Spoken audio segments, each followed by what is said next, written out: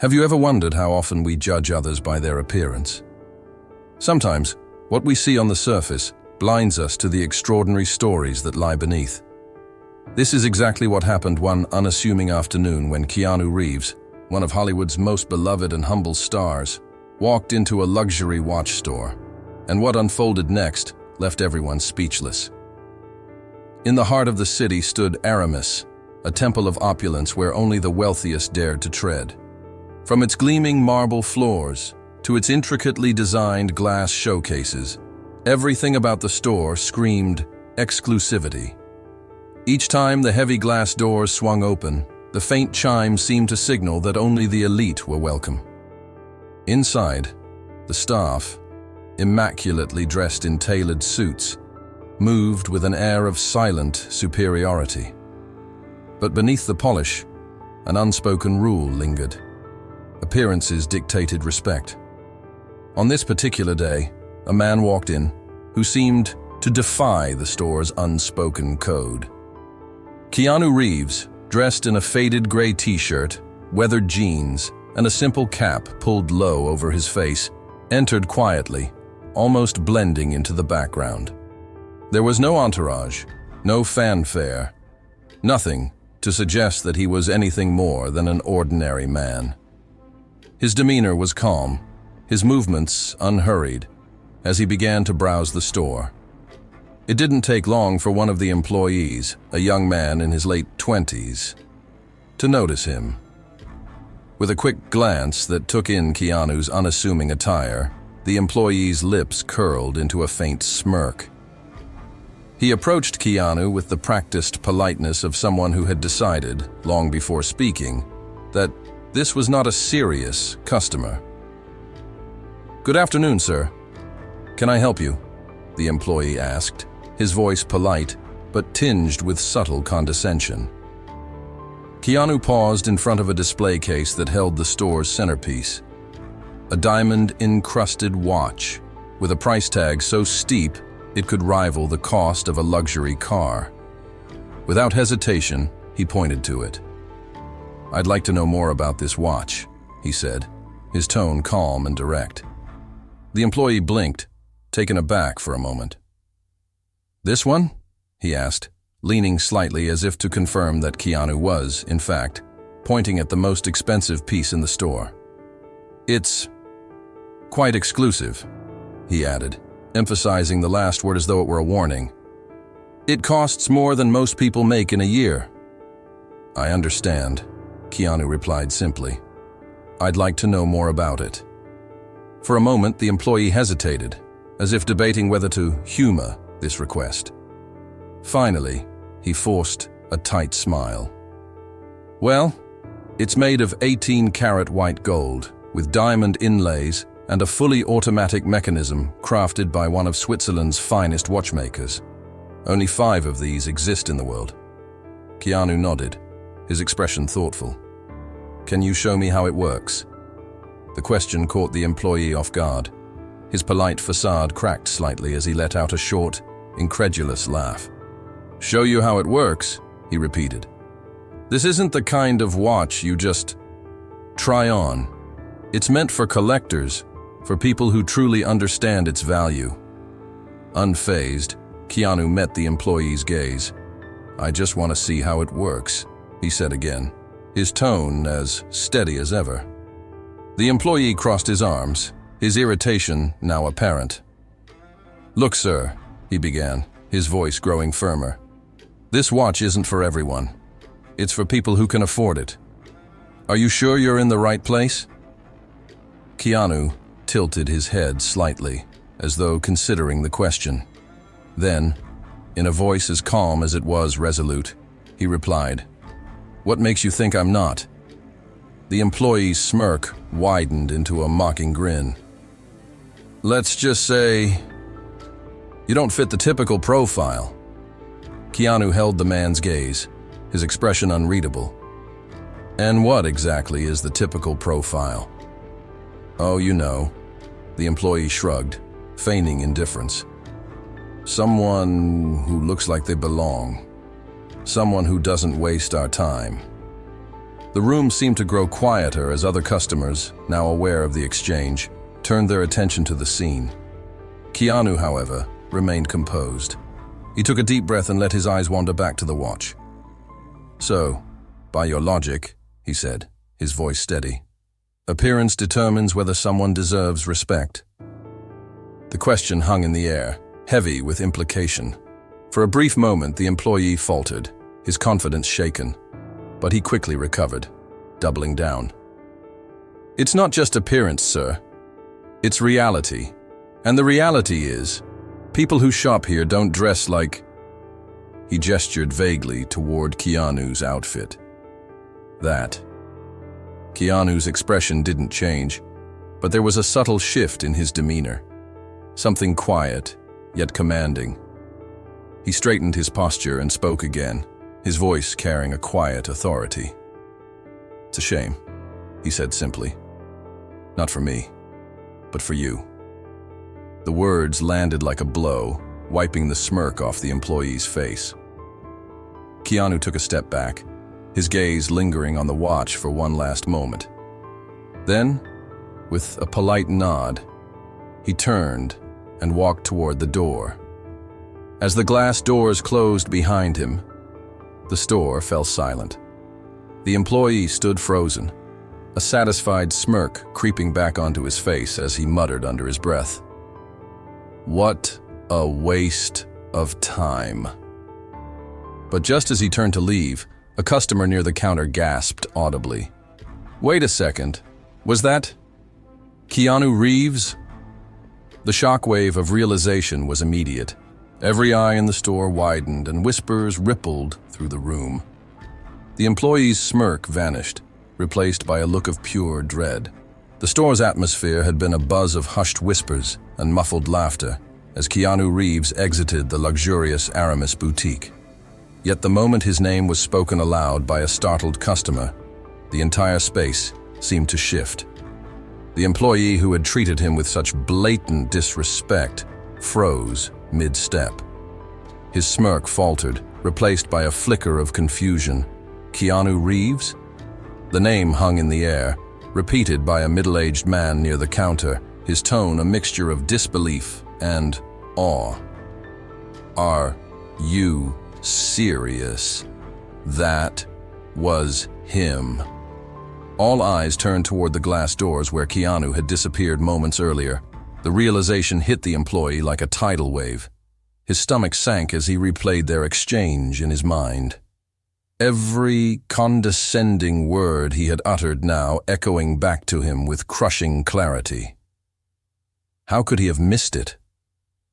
The simplicity of Keanu's attire, the quiet confidence in his demeanor. None of it matched the stereotype he had so eagerly clung to.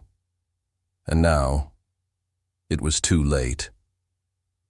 The manager of the store, a sharp-eyed woman in her 50s who had been watching the interaction from afar, stepped forward with a look that could freeze fire.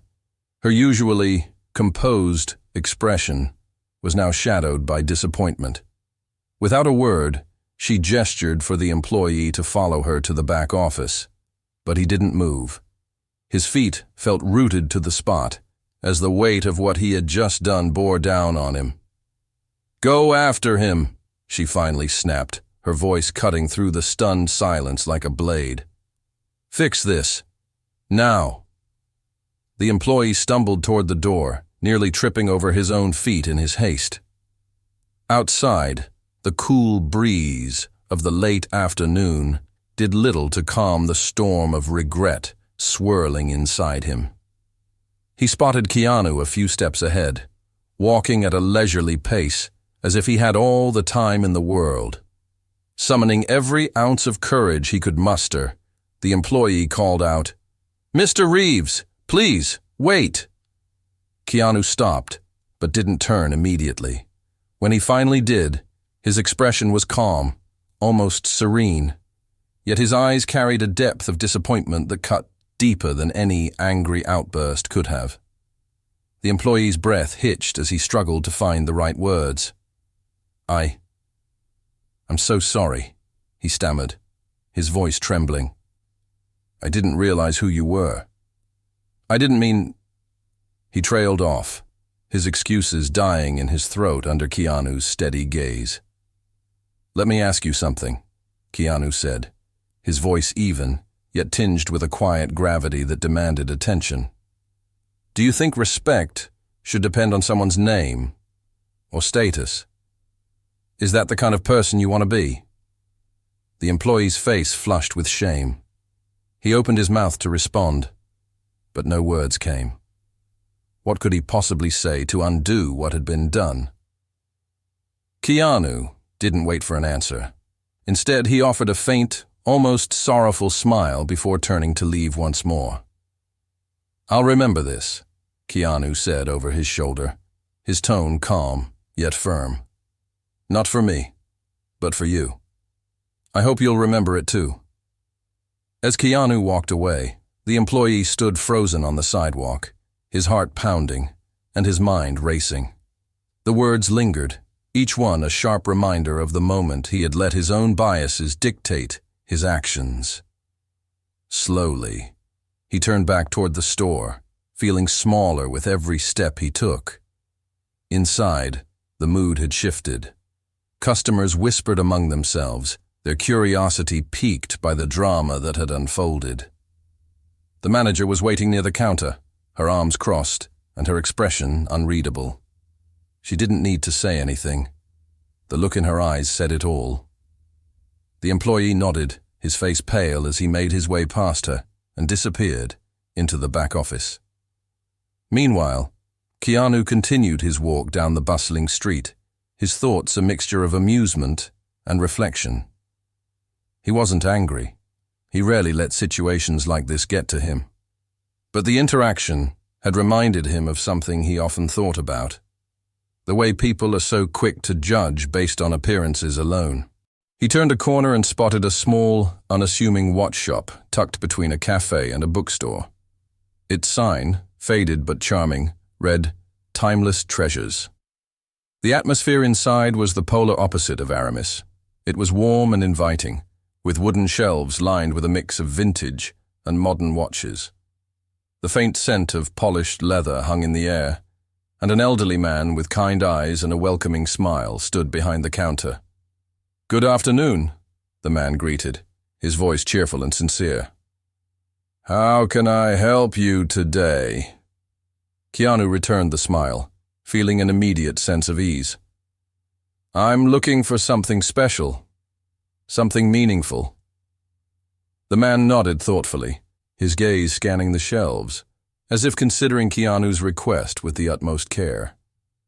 "Ah, I think I know just the thing," he said, pulling out a small pocket watch with an elegant yet understated design. "This piece isn't flashy, but it has a story. Engraved, on the inside, are the words, 'Tempus fugit, amor manet.'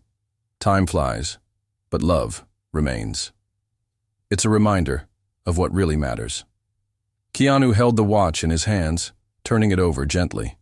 It wasn't ostentatious or expensive, but it carried a weight of significance that no luxury item could replicate. He smiled, the simplicity of the moment, a stark contrast to the spectacle at Aramis. "This is perfect," he said, his voice soft but filled with conviction. The elderly man's smile deepened. Sometimes the most valuable things aren't about price, but meaning. Keanu nodded in agreement, slipping the watch into his pocket. As he left the store, he felt a renewed sense of clarity, a reminder that true worth is found not in appearances, but in the connections we make and the values we hold. Behind him, the elderly man watched him go, unaware of the larger story that had just unfolded. For him, it was simply another meaningful interaction in a day filled with them. But for Keanu, it was a fitting end to an afternoon that had proven, once again, that respect and humility are the real treasures in life. As Keanu Reeves walked out of the small watch shop, his new treasure tucked safely in his pocket, the city buzzed around him like it always did. The afternoon sun cast a warm glow over the streets, but his thoughts lingered on the encounter at Aramis. Moments like that, he knew, were more about reflection than retaliation. People often needed to confront their own actions to truly grow, and he hoped that his words had planted a seed of change in the young employee. Back at Aramis, the atmosphere was anything but calm. The whispers among customers had turned into murmurs of disapproval, and the store manager was grappling with the fallout of what had just happened. Behind closed doors, she sat across from the employee, her piercing gaze cutting through the silence like a knife. "Do you even understand what you've done?" she asked, her voice low but steady. The employee, still reeling from his failed attempt to apologize to Keanu, could only nod weakly. His usual confidence had crumbled under the weight of his mistake. "I didn't know it was him," he muttered, his voice barely audible. "If I had—" The manager raised her hand to silence him. "That's exactly the problem. It shouldn't matter who he was. What matters is how you treated him. And not just him. How you treat everyone who walks through those doors." The employee shifted uncomfortably in his seat. He could feel the disappointment radiating from his boss, but it was the echo of Keanu's words that stung the most. Respect shouldn't depend on status or appearance. Those words had struck a chord, peeling back layers of assumptions and biases he hadn't even realized he carried. Outside the office, the store had grown uncharacteristically quiet. The customers, many of whom had witnessed the earlier exchange, now looked at the staff with a mix of curiosity and judgment. One elderly woman, clutching a small shopping bag, approached the counter with a knowing smile. "You know," she said softly to another employee, "sometimes it's the simplest people who teach us the most profound lessons." Meanwhile, the manager leaned back in her chair, her stern expression softening just slightly. "You have one chance to make this right," she said, fixing the employee with a determined stare. "And not just with Mr. Reeves.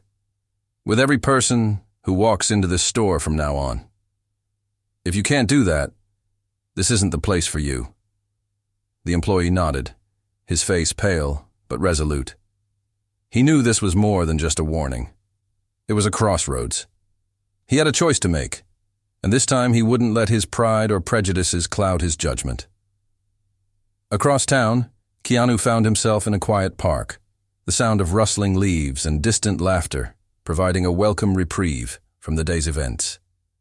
He sat on a bench and pulled the pocket watch from his jacket, running his fingers over its smooth surface. The inscription inside seemed to glow in the fading light. "Tempus fugit, amor manet." Time flies, but love remains. A young boy chasing a kite caught his attention, and Keanu smiled faintly.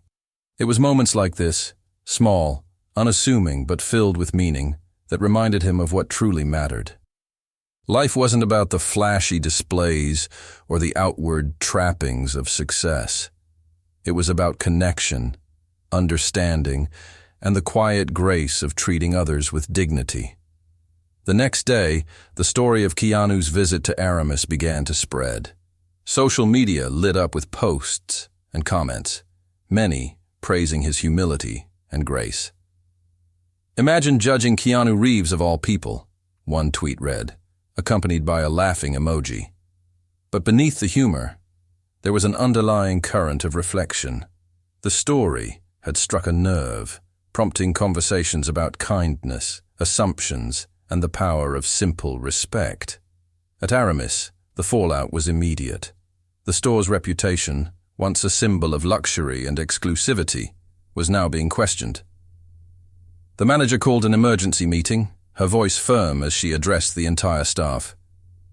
"This is a wake-up call," she began, her tone leaving no room for argument.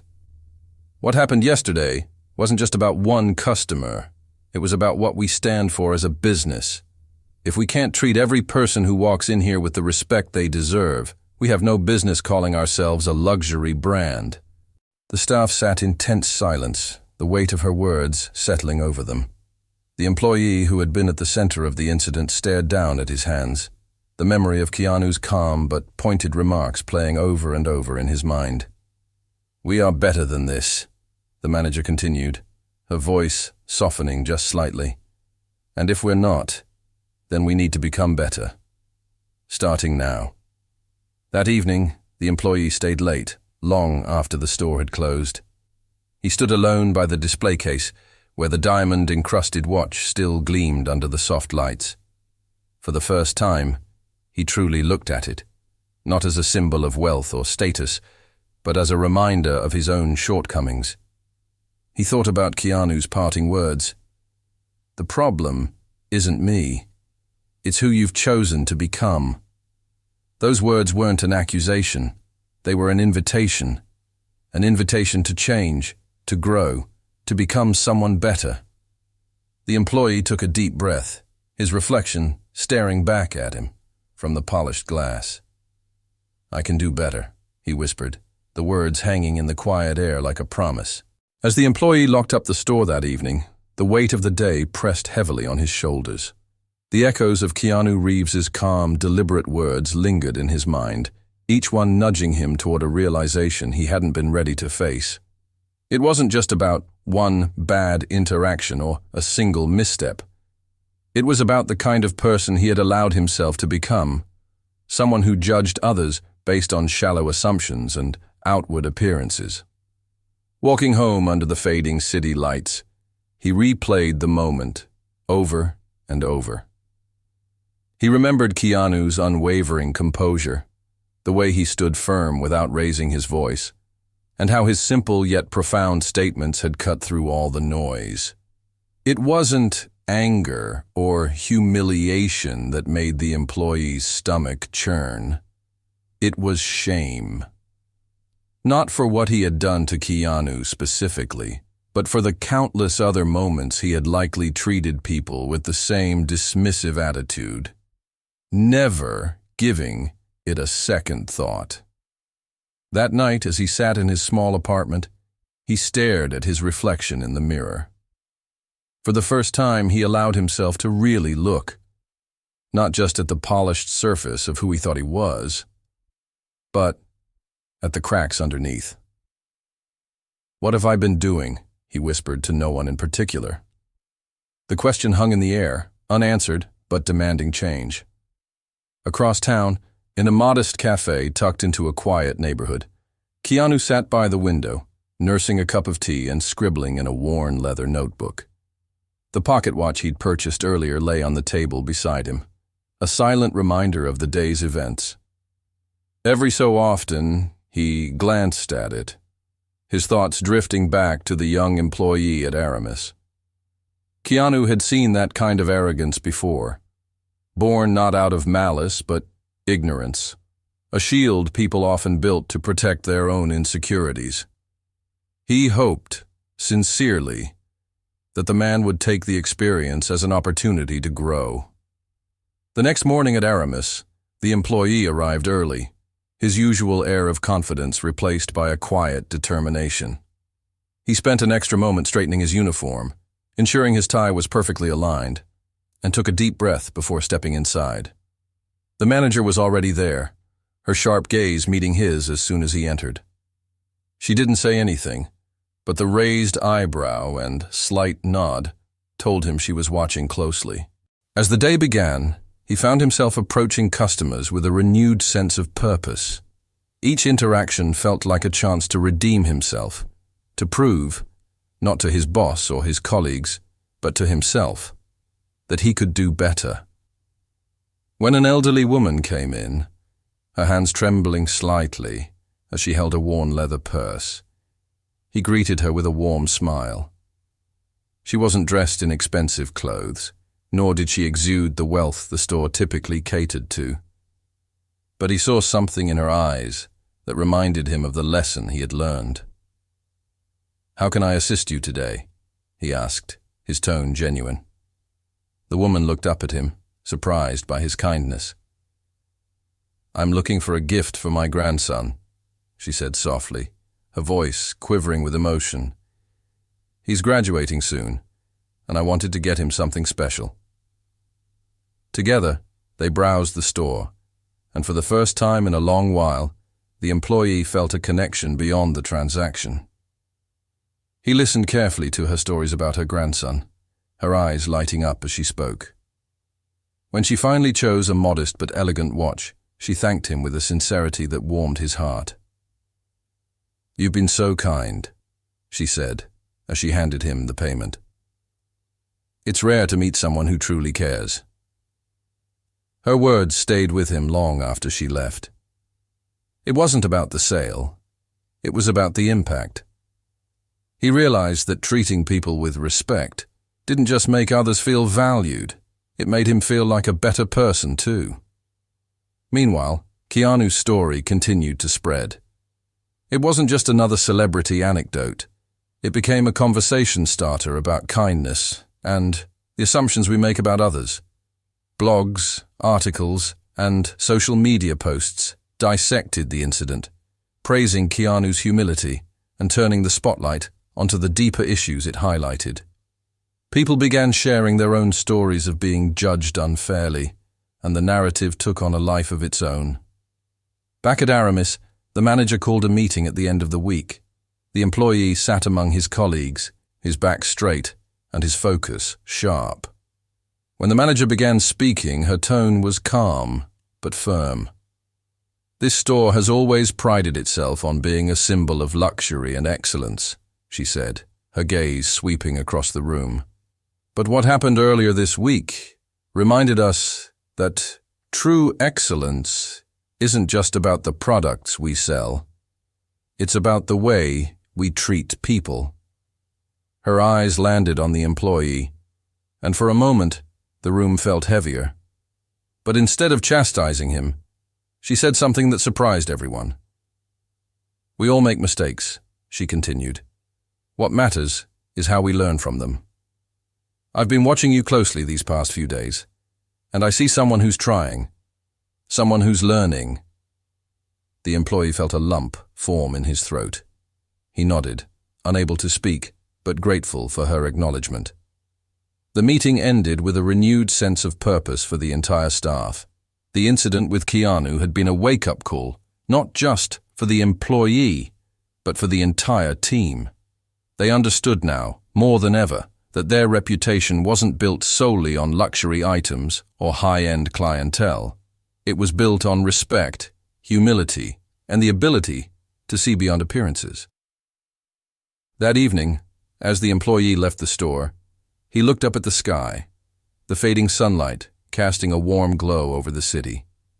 He didn't know if he would ever cross paths with Keanu Reeves again, but he silently hoped that if he did, he could look the actor in the eye and say, "Thank you." Because in the end, it wasn't just a lesson about how to treat others. It was a lesson about who he wanted to become. The days turned into weeks, but the memory of Keanu Reeves's visit to Aramis lingered like an indelible mark on everyone who had been there that day. For the employee who had been at the center of it all, the incident became a turning point, a moment that reshaped his perspective, not just on his job, but on life itself. He no longer rushed to conclusions or judged people based on their appearance. Each customer became a chance to connect, to listen, and to be better than he had been before. One quiet afternoon, a woman entered the store holding the hand of a young boy. She wore a simple dress, her hair pulled back in a loose bun, and her face carried the weariness of someone who had seen her share of life's challenges. The boy, no older than 8, gazed wide-eyed at the shimmering displays. The employee greeted them warmly, bending down to the boy's level to ask, "What brings you in today, young man?" The boy smiled shyly. "My mom said we could look at watches. I love them." The employee chuckled, guiding them to a section of modest yet elegant timepieces. He took his time explaining each one, making the boy feel like the most important customer in the world. As they left, the mother turned back, her eyes brimming with gratitude. "Thank you," she said softly. "You've made his day."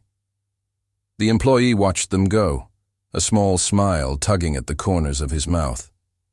Moments like these had become the highlight of his days, replacing the superficial satisfaction of a high-ticket sale with something far more meaningful: human connection. Meanwhile, the story of Keanu Reeves and his quiet lesson in humility continued to spread. It wasn't just a tale of a celebrity humbling an arrogant employee. It had grown into something bigger. It became a reminder to look beyond the surface, to treat everyone with dignity, and to value what truly matters in life. Keanu, as always, remained modest about the incident. When asked about it in an interview, he simply shrugged and smiled. "It wasn't about me," he said. "It was about a moment. Moments like that have the power to change us if we let them." And that was the heart of it all. A single moment, seemingly insignificant at first, had sent ripples through the lives it touched. The employee at Aramis, once blinded by his own assumptions, had found a new path, one paved with empathy and understanding. The store itself had embraced a culture shift, reminding its staff that luxury wasn't just about gold and diamonds, but about how they made people feel. As for the watch Keanu purchased, it became more than a timepiece. It was a symbol of his values, a gentle reminder that time, like respect, is fleeting yet precious. Each time he opened its cover to see the engraving, Tempus Fugit, Amor Manet, he was reminded that the moments we share with others are what truly endure. So now, as you think about this story, ask yourself, how often do we judge a book by its cover? How many opportunities to connect, to learn, or to uplift someone else have we missed because we couldn't see beyond appearances? Perhaps the next time you encounter someone, whether a stranger, a colleague, or even a friend, you'll pause, look a little closer, and choose kindness over assumption. Because in the end, true wealth isn't measured by what you own or how you look. It's found in the way you make others feel, the lessons you carry, and the love you leave behind. So what kind of legacy will you choose to create today?